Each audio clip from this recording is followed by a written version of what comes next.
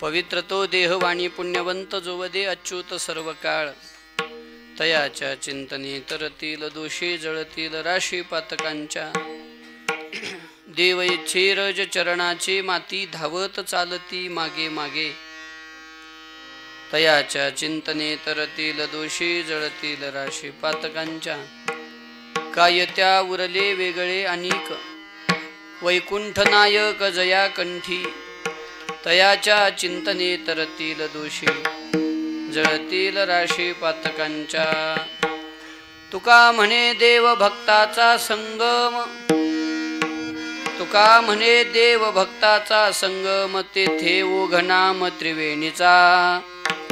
तयाच्या चिंतने तरतील दोषी जळतील राशी पातकांच्या. श्री संतांची आ माथा चरणावरी. माथा चरणावरी साष्टांग हा करी. साष्टांग हा करी.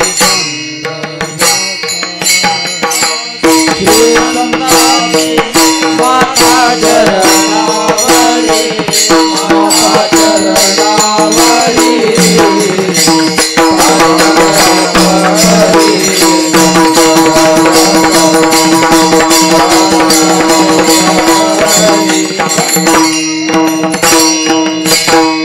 विश्रांती पावलो सांभाळा सांभाळा. विश्रांती पावलो सांभाळा सांभाळा. विश्रांती पावलो सांभाळा सांभाळा.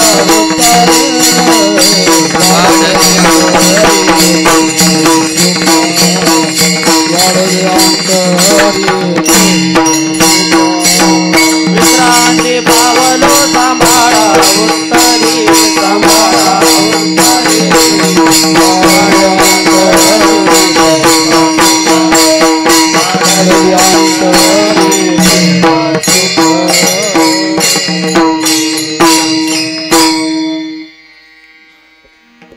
कलावज्ञ जीवो धरार्थावतारम्. कलाकाङ्कतेजोधिकामोदिवक्त्रम्. खलानीशवादापणोदार्हदक्षम्. समाधिस्थमूर्तिं भजे ज्ञानदेवम्. नमो सद्गुरु तुकया ज्ञानदीपा. नमो सद्गुरु सच्चिदानन्दरूपा. नमो सद्गुरु भक्तकल्याणमूर्ति. नमो सद्गुरु भास्करा पूर्णकीर्ति. समचरण सरोजं सान्द्रनीलाम्बुदाभं जगन्निहितपानिं मण्डनं मण्डनानां. तरुणतुलसीमाला कन्धरं कञ्जनेत्रं सदैधवलहासं विठ्ठलं चिन्तयामि. घ्यावी घ्यावी माझी सेवा दीन दुर्बलाची. दीन दुर्बलाची देवा दीन दुर्बलाची.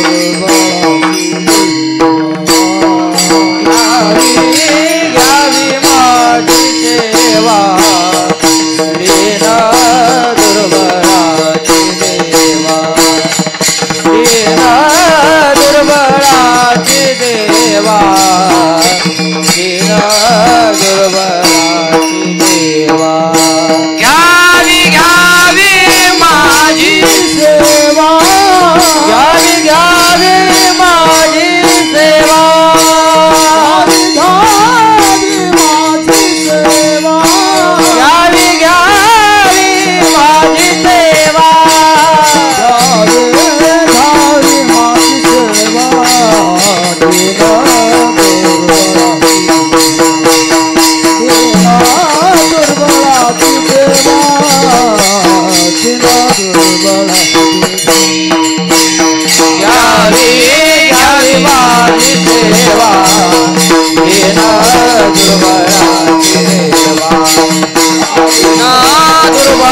माची देवा लीला देवा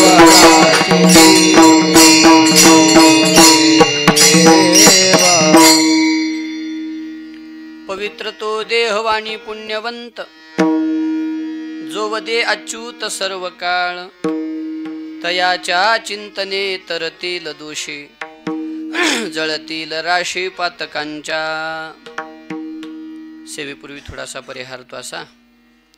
अकारण करुणावरुणालय भक्तवांछा कल्पतरू अनंत कृपा सिंधू रुक्मिणी प्राण संजीवन अखिल कोटी ब्रह्मांड नायक भगवान श्री पंढरीनाथ विश्वमाऊली श्री ज्ञानोबराया जगद्गुरु श्री तुकोबराया आदी करून सर्व साधू संतांच्या कृपाशीर्वादाने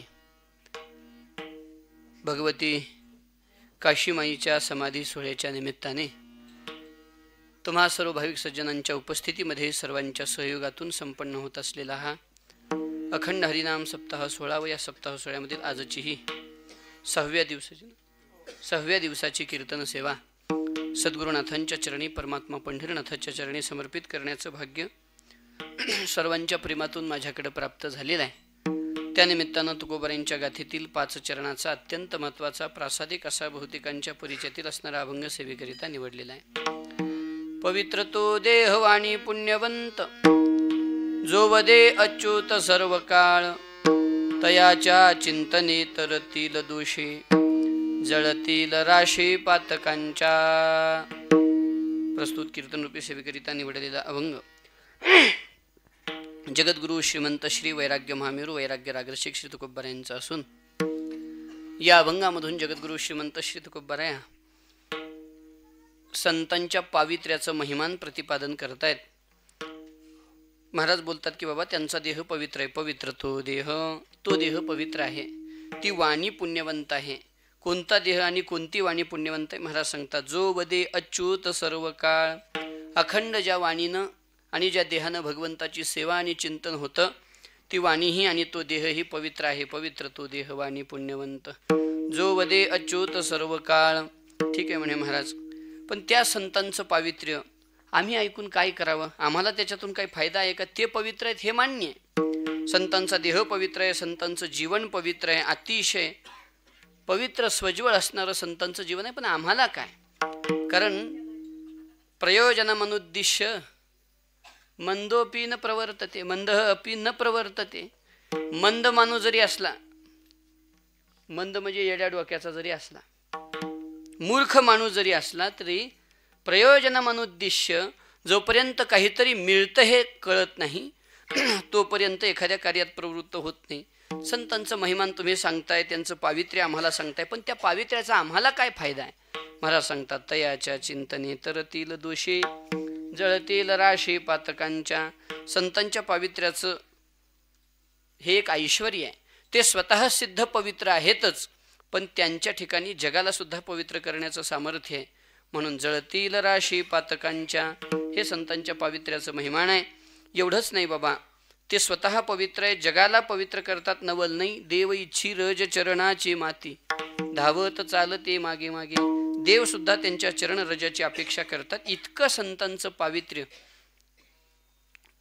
महत्वाचं आहे किंवा इतकी संतांची ही पावित्र्याची महिमेची पराकाष्ठा आहे की देव इच्छी रज चरणाची माती धावत चालते मागे मागे.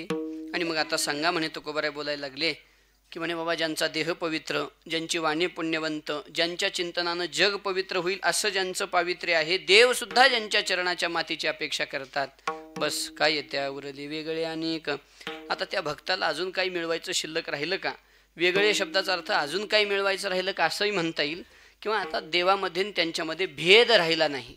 काय येत्या उरले वेगळे अनेक, वेगळीक राहिली नाही. वैकुंठ नायक जया कंठी, ज्याने अखंड कंठामध्ये भगवंताचं नाम धारण केलं अशा भक्तांचा देह पवित्र, ते जगाला पवित्र करतात, ते स्वतःही पवित्र आहेत.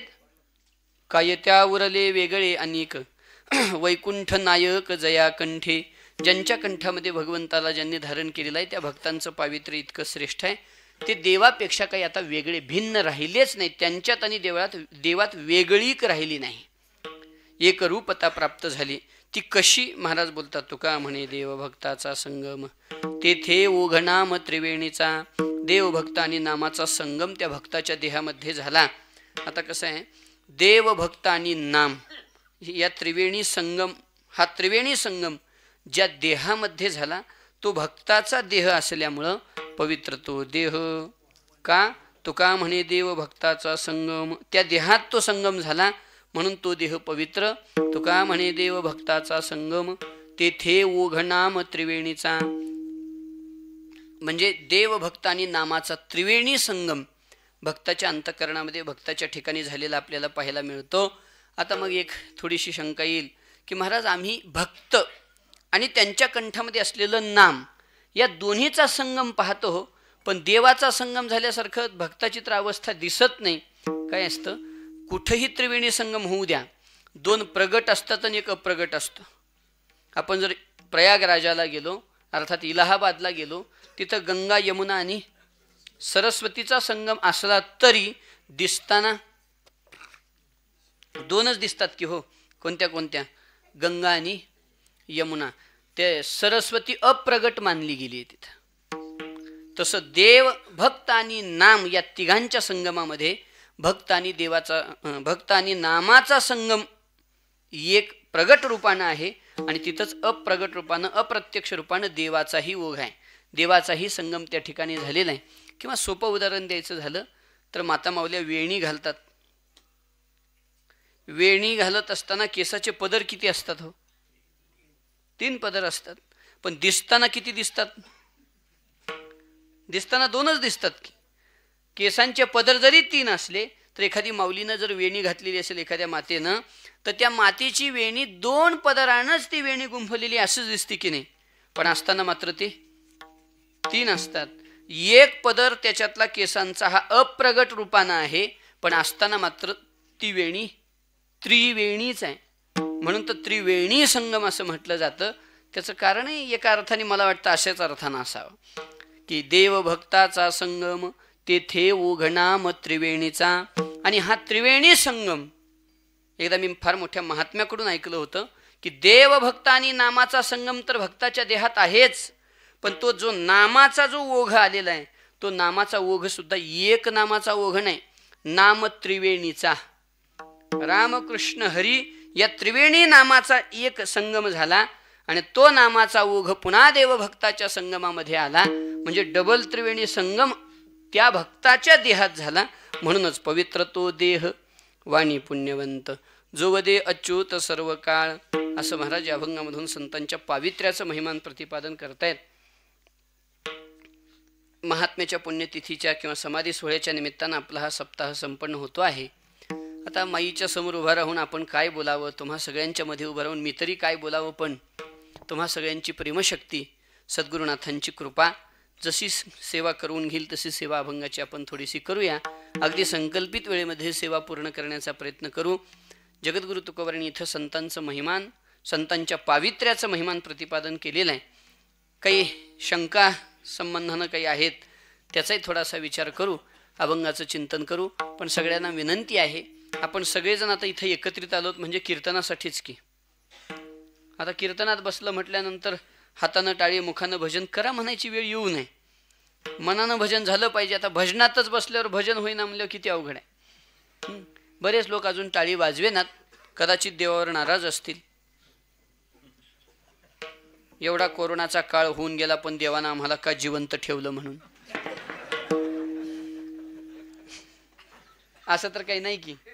त्याच्यामुळं सगळ्यांनी प्रेमाने काय कीर्तनात येऊन बसणं हे तर महत्त्वाचं आहेच आहे, पण कीर्तनात राहणं हेही त्यापेक्षा महत्त्वाचं आहे. त्यामुळं बोल बुद्धीच्या डोळ्यात देखिजे, मनाचे कानी ऐकिजे, मग साठोवाटी घेईजे चित्ताची. त्यानंतर बोलतात की नाही, बोलणारा मोठा आहे म्हणून नाही, बोलणारा कोणी का असे ना, पण जे बोलतोय तो शास्त्रबाह्य नाही, संत वाङ्मयाला धरू नये, संत वचनाला धरू नये. म्हणून ते ऐकत असताना शक्य असेल तर झोपू नये.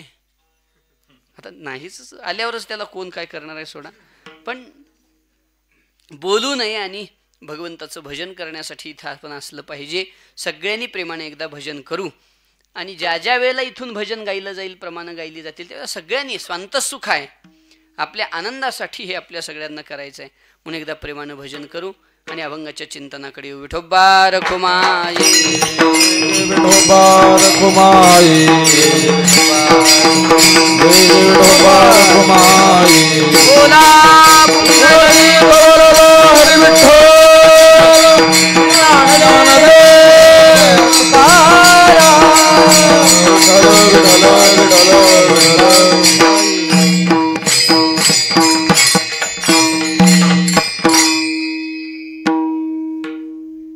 पवित्र तो देह वाणी पुण्यवंत, जो वदे अच्युत सर्व काळ. तयाच्या चिंतने तरतील दोषी, जळतील राशी पातकांच्या. जगद्गुरु तुकोबारायांचा अत्यंत महत्त्वाचा असा हा अभंग आहे. या अभंगामधून जगद्गुरु श्री तुकोबाराय संतांचं पावित्र्याचं महिमान प्रतिपादन करतायत. संतांचं महिमान कशासाठी बोलावं, संतांचं महिमान कशासाठी ऐकावं, अशी थोडीशी शंका निर्माण होणं स्वाभाविक आहे. 2-3 पद्धतीनं त्याचा आपल्याला विचार करता येणं शक्य आहे. संतांची महिमा का गावी हो, त्याचं पहिलं कारण, जीवनाचा प्रवास करत असताना आपण आपल्यापेक्षा जी मोठी माणसं होऊन गेली, त्यांनी जे केलं तसं करण्याचा प्रयत्न करतो की नाही आपण. मोठ्या माणसाच्या माग चालण्याचा आपला अखंड प्रयत्न आहे. यद्यदाचरती श्रेष्ठ तद्द आहे ना, तत्तदेवेत रोजणः, किंवा येथ वडील जे जे करीती, तया नाम धर्मू ठेवीती. मोठ्या लोकांनी जे केलं त्यांच्या माग आपला परमार्थ व्हावा. पुढे गेले त्यांचा शोधित मार्ग, चला जाऊ माग घेत आम्ही. मग मोठ्यांनी जे केलं ते करणं आपलं कर्तव्य आहे, म्हणून केलं पाहिजे. मग भल्या भल्या मोठ्या सुद्धा लोकांनी संतांची कीर्ती, संतांची महिमा मुखानं गाण्याचा अखंड प्रयत्न केलेला आहे. त्याच्यासाठी आता प्रमाण द्यायची झाली तर एकेका टप्प्यात प्रमाण देता येईल. कसं आहे, आपल्या संप्रदायामध्ये देव काय म्हणतो याला महत्त्व नाही, एवढं महत्त्व नाही. देवानी काय केलं यालाही महत्त्व नाही. महत्त्व आहे ते शास्त्र काय सांगतं याला.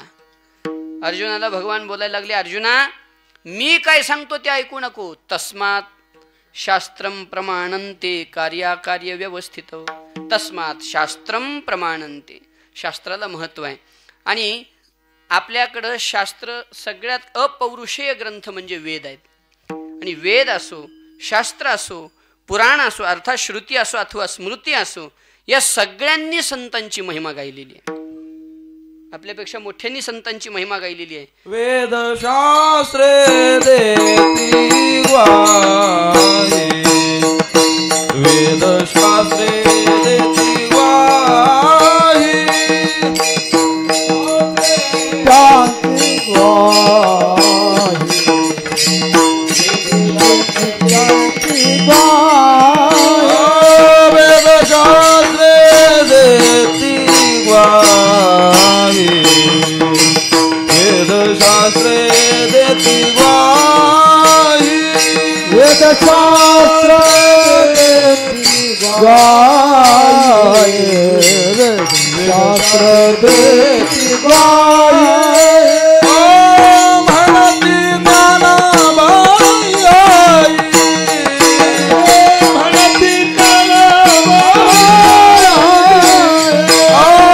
म्हणती ज्ञानाबाई आई, म्हणती वेद शास्त्रे देती ग्वाही.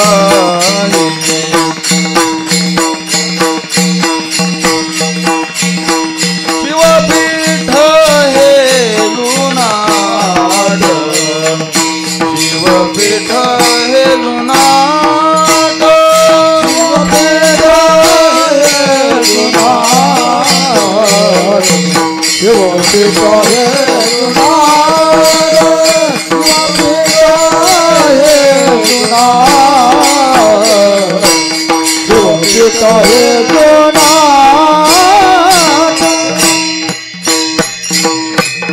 वेदशास्त्र देते ग्वाही, म्हणते ज्ञानाबाई आई. या अर्थाने जर विचार केला तर वेदशास्त्रांनी सुद्धा संतांची महिमा गायलेली आहे. महाराज बोलतात बघा, वैष्णवाची कीर्ती वैष्णवाची कीर्ती वैष्णवाची कीर्ती गायली पुराणी बोलावाची कीर्ती वैष्णवाची कीर्ती वैष्णवाची कीर्ती गायली पुराणी साई राजणी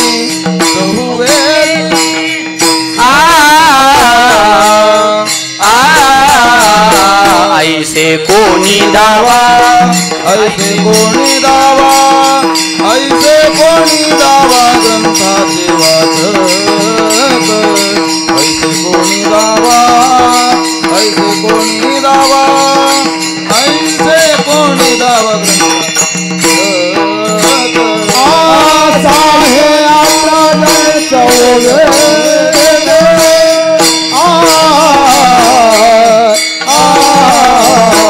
ऐसे कोणी दावा ऐसे कोणी दावा ऐसे कोणी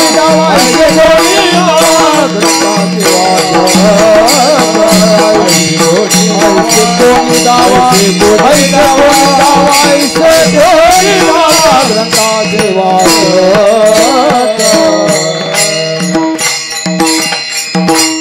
वैष्णवाची कीर्ती गायली पुराणी साही 18 जणी चहुवेदी. कोण कोण संतांची महिमा गायली महाराज सांगायला लागले की साही 18 जणी चहुवेदी. 4 वेद 6 शास्त्र 18 पुराण सर्व पुराणांनी सर्व शास्त्रांनी वेदांनी सुद्धा संतांची महिमा गायली. आणि आपण जर पुढच्याकडे पाहून परमार्थ करणारी माणसं आहोत तर मग मात्र या अर्थानं जर या मोठ्या मोठ्यांनी जर संतांची महिमा गायली तर आपणही संतांची महिमा गायली पाहिजे. म्हणून संतांची महिमा गावी म्हणून संतांची महिमा ऐकावी. त्यांनी गायली म्हणजे ऐकावी म्हणूनच गायली. त्यांनी गायली म्हणजे आपण गावं म्हणूनच गायली. म्हणून संतांची महिमा गायली पाहिजे ऐकली पाहिजे. हा एक अर्थ झाला. अजून एका पद्धतीनं विचार करता येईल. फक्त पुराणांनी शास्त्रांनी वेदांनीच संतांची महिमा गायली ग्रंथांनी संतांची महिमा गायली असं नाही. अनेक ऋषीमुनींनी सुद्धा संतांची महिमा गायली की नाही. आदिनाथ शंकर नारद मुनीश्वर शुकायसा थोर अनिक नाही. शुकाचार्य नारद आदिनाथ आदींपासून चालत आलेली ही परंपरा संतांची महिमा त्यांनी सुद्धा गायली. महाराज गायली त्यांनी सुद्धा संतांची महिमा. म्हणून आपण गायलं पाहिजे. एवढंच नाही तर देवानी सुद्धा आपल्या मुखानं संतांची महिमा गायली की नाही. देव स्वतः अर्जुनाला बोलायला लागले म्हणे अर्जुना अरे मी वाणीच धारण केली आहे संतांचं गुणगान गाण्यासाठी.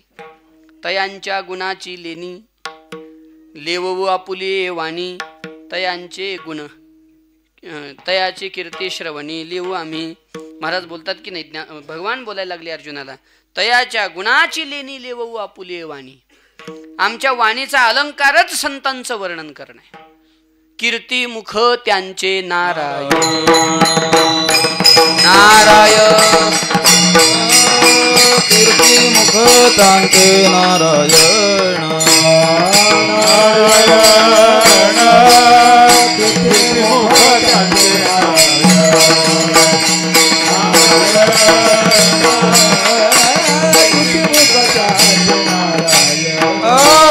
वाऱ्या हाती माप चाले सजनाचे हाती माप चाले सजनाचे वाऱ्या हाती माप चाले सजनाचे वाऱ्या हाती माप चाले सजनाचे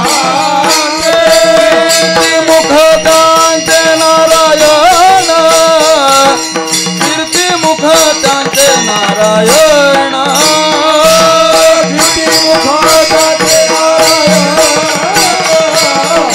कीर्ती मुख त्यांचे नारायण.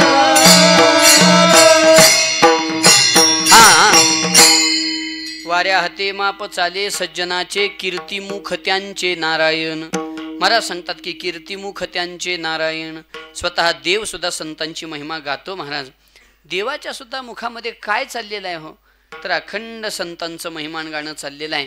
म्हणून भगवद्गीतेमध्ये वारंवार संतांचं वर्णन देवानी केलेलं आहे.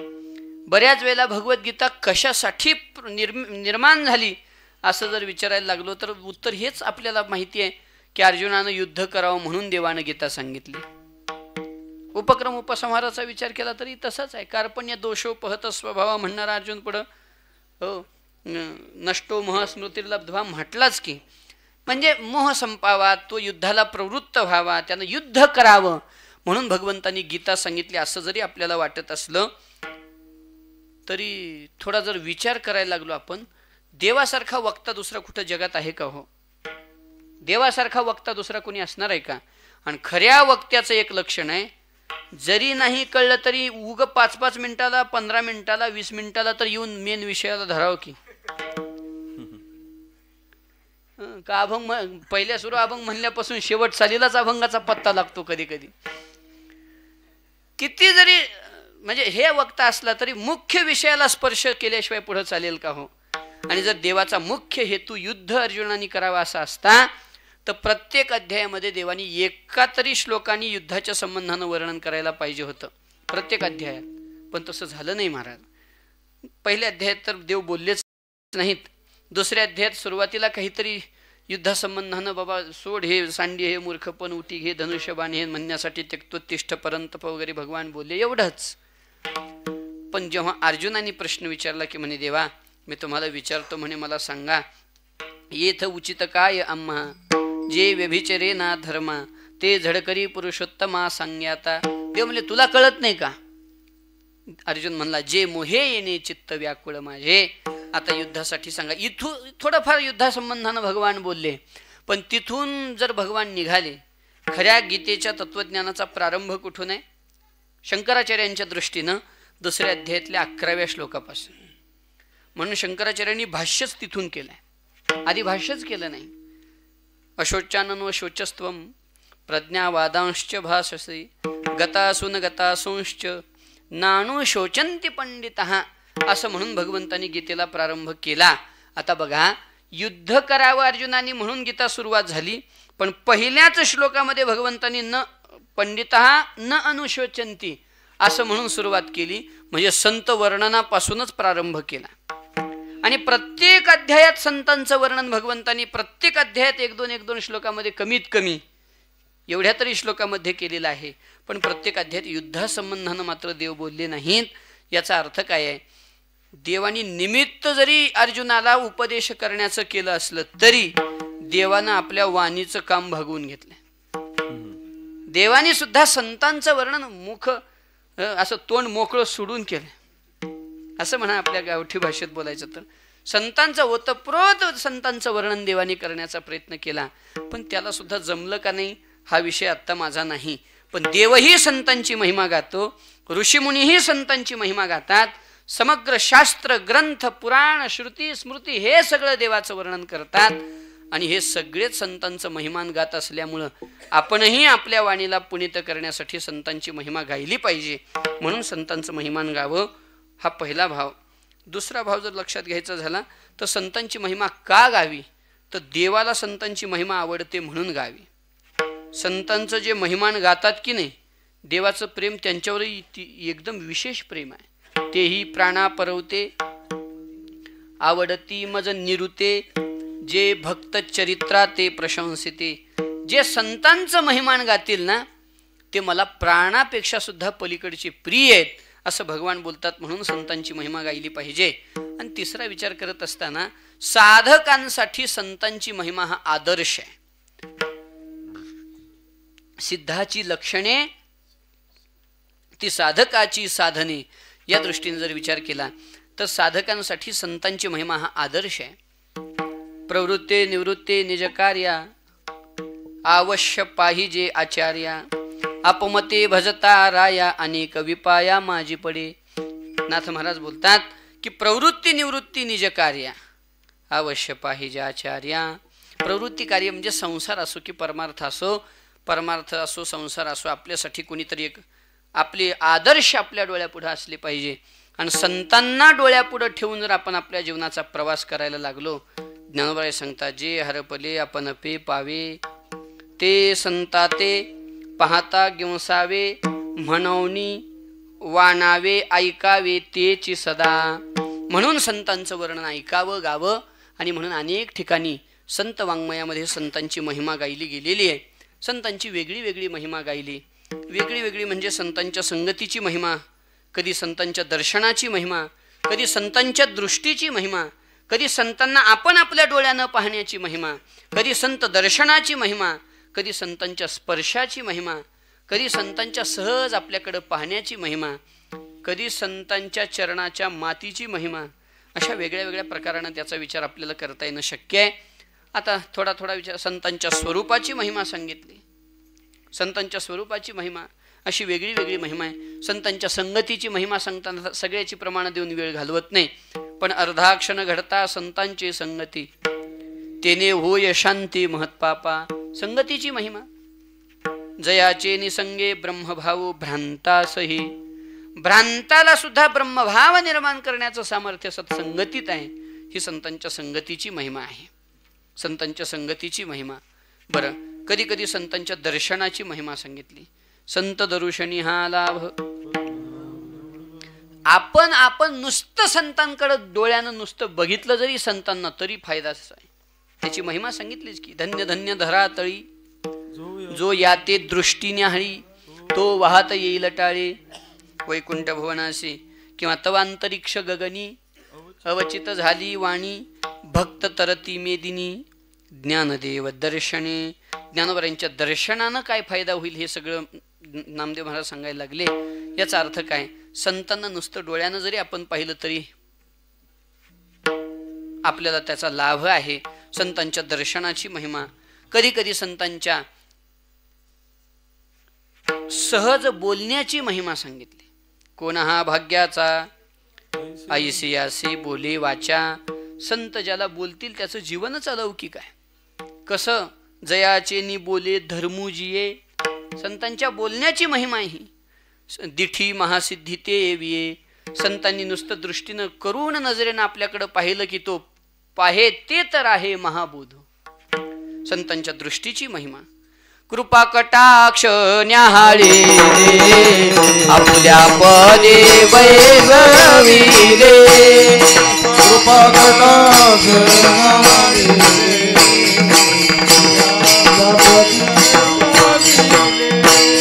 वापर कुमादेवी वरु विठ्ठले भक्तादी धले वरदान.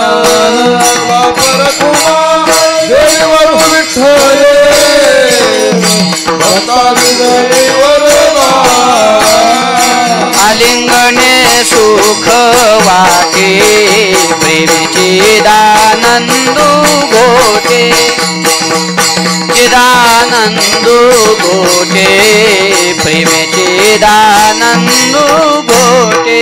आलिंगने सुख वाटे प्रेमचिदानंदी गोटे. प्रेमचिदानंदी गोटे.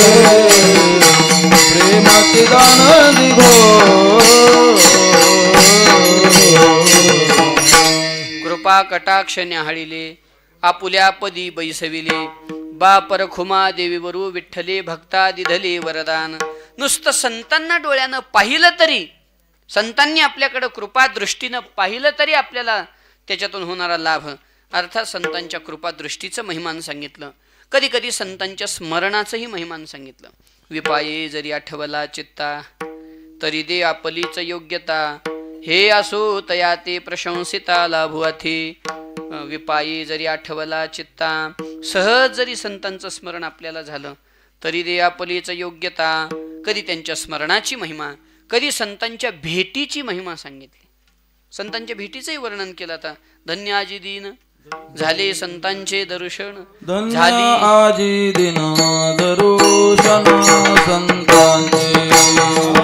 धन्य आजी दिन दर्शन. धन्य आजी दिन दर्शन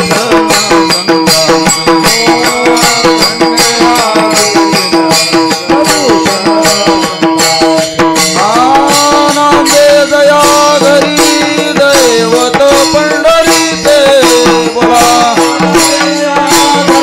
दैवत पंढरी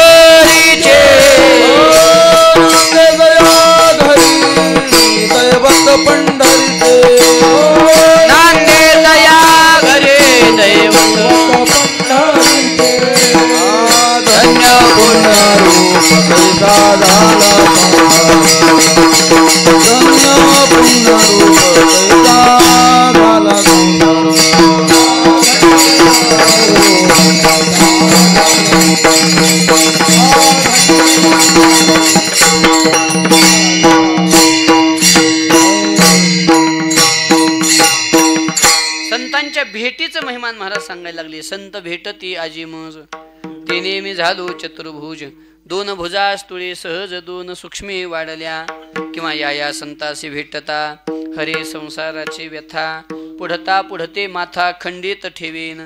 संतांच्या भेटीची महिमा आता वेगळा वेगळा विचार आहे. आपण सगळी ज्ञात मंडळी आहात. संतांच्या प्रत्येक म्हणजे संतांच्या जीवनातल्या प्रत्येक गोष्टीचा जगाशी कसा त्यांच्यापासून होणारा जो लाभ आहे त्या सगळ्याचं वर्णन महाराजांनी वेगळ्या वेगळ्या अभंगातून केलं. अर्थात संतांच्या प्रत्येक गुणाचं महिमान, प्रत्येक कृतीचं महिमान, संत संबंधानं येणाऱ्या प्रत्येक पदार्थाचं महिमान, परिस्थितीचं, वेळेचं वेगळ्या वेगळ्या पद्धतीनं महिमान महाराज सांगायला लागले. आणि असं करता करता संतांच्या पावित्र्याचं महिमान सांगण्याचा प्रसंग आला. तेव्हा संतांचं पावित्र्य किती श्रेष्ठ आहे की हाडामासाच्या देहाला सुद्धा त्यांनी कसं पवित्र बनवलं महाराज अभंगाच्या पहिल्या चरणात वर्णन. पवित्र तो देह वाणी पुण्यवंत, पवित्र तो देह वाणी पुण्यवंत, पवित्र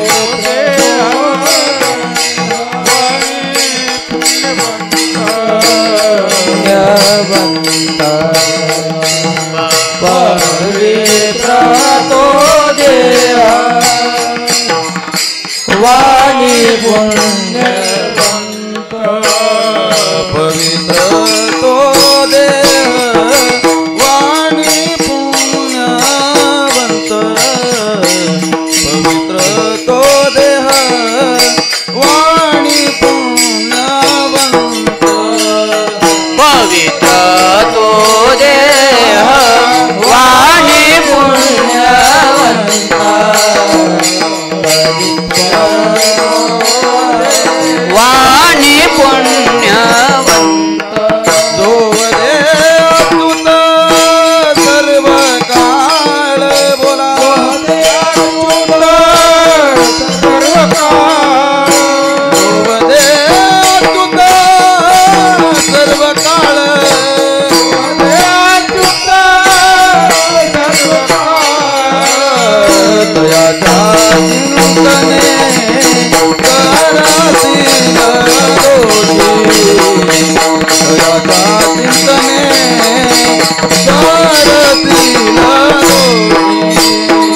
दयाच्या चिंतने करतील दोषी, दयाच्या चिंतने करतील दोषी, दयाच्या चिंतने करतील दोषी.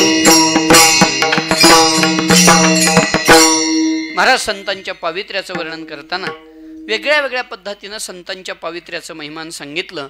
आणि या अभंगातून मात्र संतांच्या देहाच्या पावित्र्याचं महिमान महाराज सांगायला लागले. महाराज बोलतात पवित्र तो देह, संतांचा देह पवित्र आहे. बाबा एक शंका निर्माण होण्याची शक्यता आहे. प्रश्न पडतोच की हो, पडलाच असेल आता तुम्हाला. तसं म्हणजे जरा मला हे झाल्यामुळं अभंग डबल झालाय म्हणे.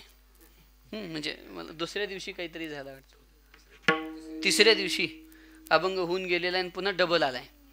म्हणजे नशिबाला डबल जेवण आलं एकच तुमच्या. पण चपातीवर 30 खात असेल की रोज. एखादा अभंग डबल खाल्ल्यावर का होते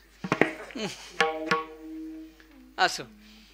त्याच्यामुळं आता प्रश्न पडलावी असेल आणि उत्तरही मिळालं असेल, पण तरी बोलतो. पहिला प्रश्न असा निर्माण होतो की महाराज देहाला पवित्र असं कसं काही शब्दच बसणारी गोष्ट नाही. देह ही पवित्र वस्तू आहे का हो? नाही महाराज, देह कुठल्याच अंगानं पवित्र नाही. 2-3 पद्धतीनं त्याचा विचार, आपल्या 4 पद्धतीनं विचार करू आपण त्याचा. देह पवित्र कसा नाही? पहिलं कारण, या देहाची उत्पत्ती पवित्र नाही. दुसरं कारण, या देहाची स्थिती पवित्र नाही. तिसरं कारण, या देहाचा परिणाम पवित्र नाही. आणि चौथं कारण, या देहापासून जे निर्माण होतं त्यातलं एकही पवित्र नाही. या 4 तत्वानं जर आपण विचार करायला लागलो तर देह पवित्र मानताच येत नाही महाराज. 4ही गोष्टीचा विचार करून बघा. देहाची उत्पत्ती पवित्र आहे का हो? मी बोलू शकत नाही तो विषय. त्यामुळं फक्त ओवी म्हणतो, अपवित्र विटाळसीचे रुधिर घोटोनी झाले हे शरीर, ते निंद्यद्वारे जन्मोनी नर आम्ही पवित्र म्हणविते. महाराजांनी म्हटलं म्हणे बोला ऐका म्हणे. नाथ महाराज भागवतामध्ये बोलायला लागले. काही सांगण्याचं कारण नाही याचा अर्थ, किंवा भागवतामध्ये आहेच हा सगळा विषय आहे, बघून घ्या. अपवित्र असा असणारा हा शरीराचा, म्हणून तर शरीर विटाळाचे आळे. महाराजांनी सरळ तुकोबाराने शब्द वापरला की नाही. विटाळाचे आळे म्हणजे काय, ठीक आहे, असं या देहाची उत्पत्ती पवित्र नाही, याची उत्पत्ती पवित्र नाही. मग याची स्थिती पवित्र आहे का? स्थिती म्हणजे हे कशाच्या आधार राहतं? रक्त, हाड, मांस याच्याच आधारानं. की इकडचं रक्त पवित्र आहे का अपवित्र आहे? इकडचं कसं आहे?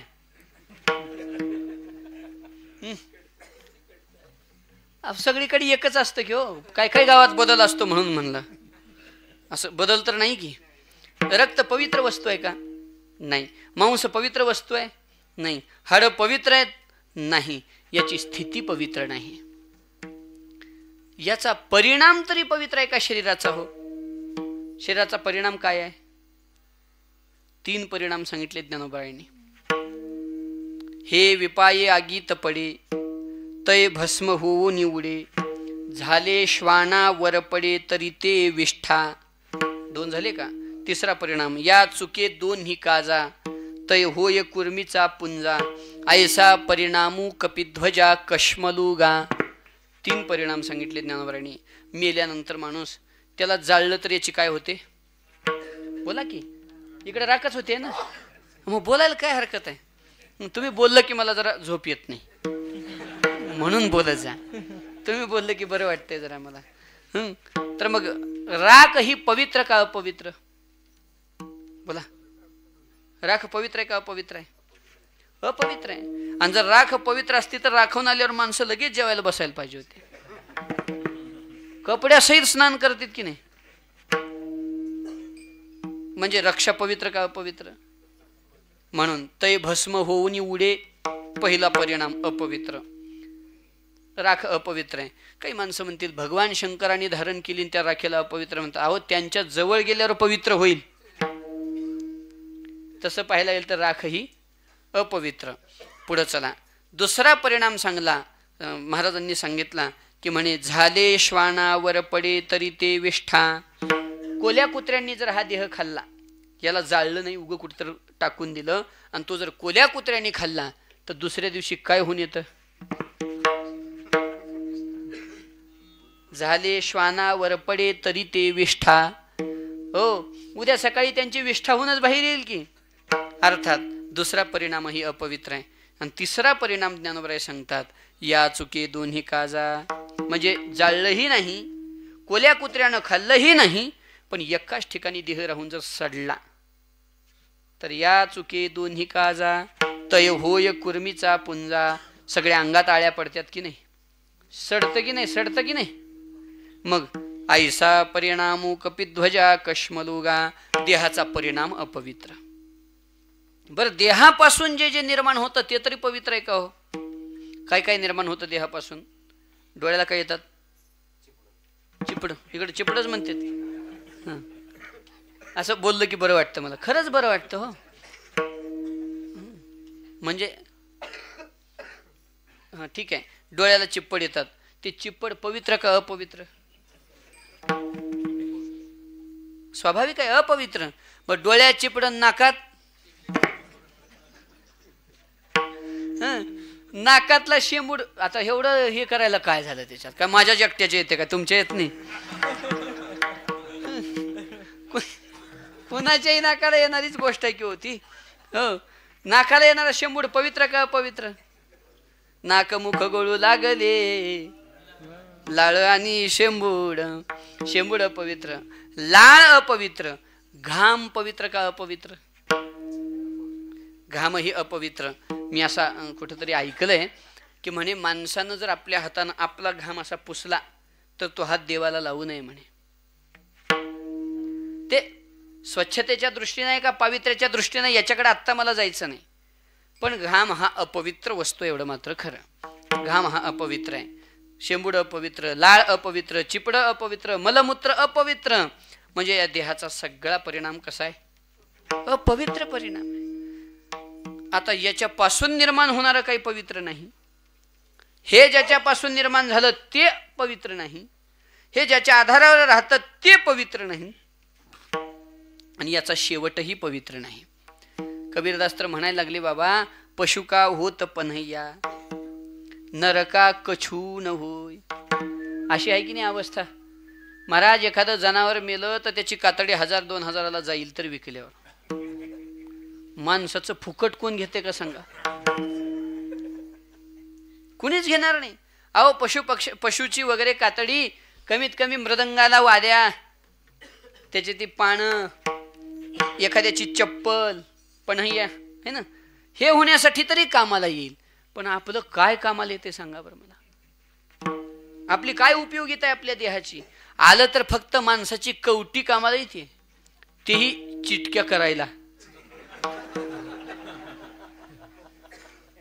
म्हणजे जिवंत असेपर्यंत नुसता त्रासच दिला आणि मेल्यावर सुद्धा ताप द्यायलाच कामाला येणार नाही.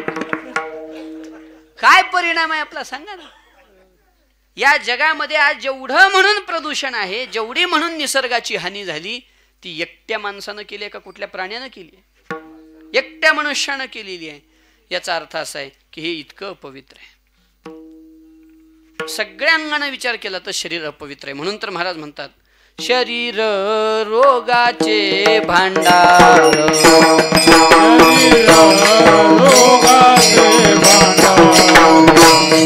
शरीर दुःखाचे कोठार,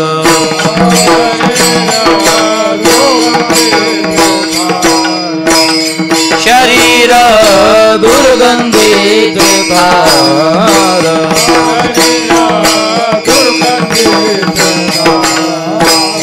नाही अपवित्र शरीर आहे,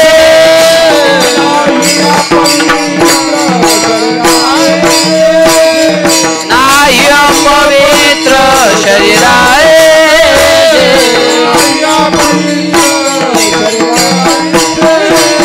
शरीर उत्तम चांगले, शरीर उत्तम शरीर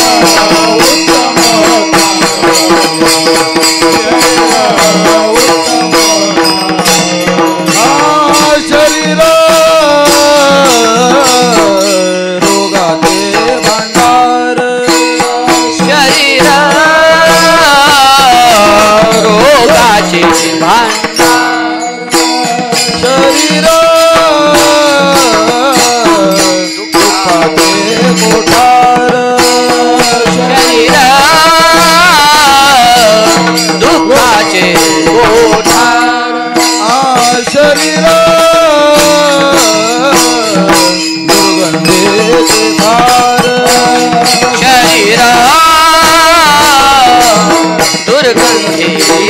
धार, शरीर दुर्गंधीचे धार, नाही अपवित्र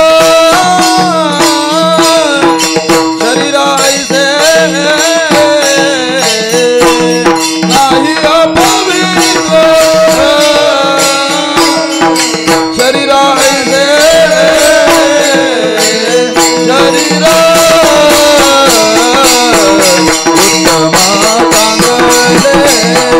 शरीर उत्तम चांगले, शरीर उत्तम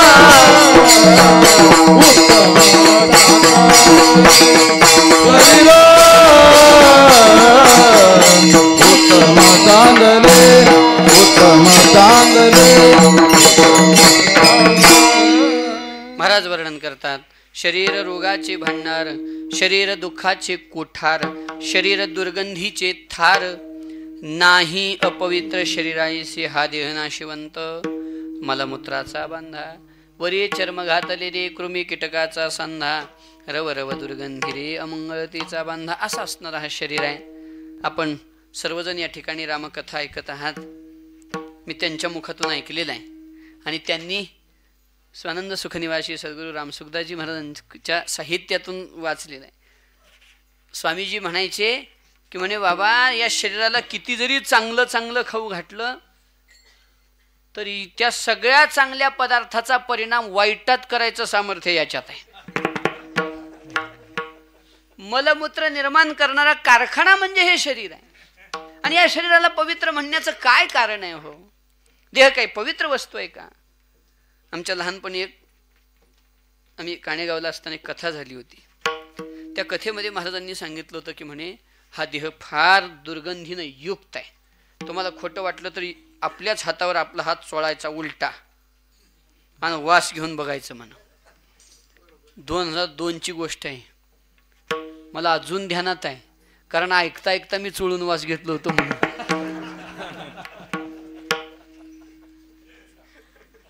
तो काय लहान होतो, 7 वर्षाचा होतो मी 2002 म्हणजे. तर सांगण्याचा हेतू काय, शरीर इतकं अपवित्र आहे. याला पक्वान्न जरी जेवायला घातली तरी त्याचा परिणाम सगळा दुर्गंधित करण्याचं सामर्थ्य याच्यात आहे. असं हे शरीर अत्यंत अपवित्र असणारं हे शरीर, पण तरी तुकोबाराय बोलायला लागले पवित्र तो देह. हे कसं काय महाराज? पूर्व पक्ष झाला. याचा उत्तर पक्ष काय? आता देह तर अपवित्र आहे, तुम्ही तर पवित्र देह म्हणता. बरोबर आहे, देह अपवित्रच आहे, पण महाराजांनी इथं सगळ्या देहांना पवित्र म्हटले का हो? नाही. दर्शक सर्वनाम वापरला, पवित्र तो देह. आणि ते दर्शक सर्वनाम सुद्धा बहुवचनी नाही, एकवचनी दर्शक सर्वनामाचा प्रयोग आहे. म्हणजे क्वचित एखादा आहे.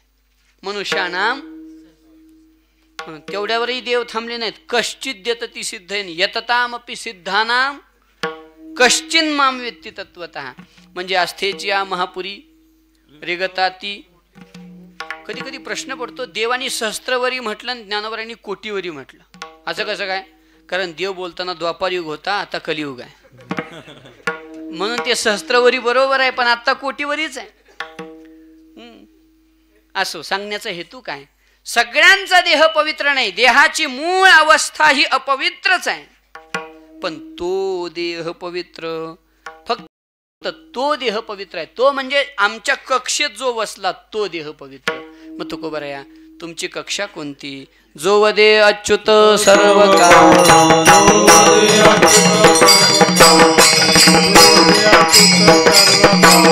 पवित्र तो देवानी पुण्यवंत.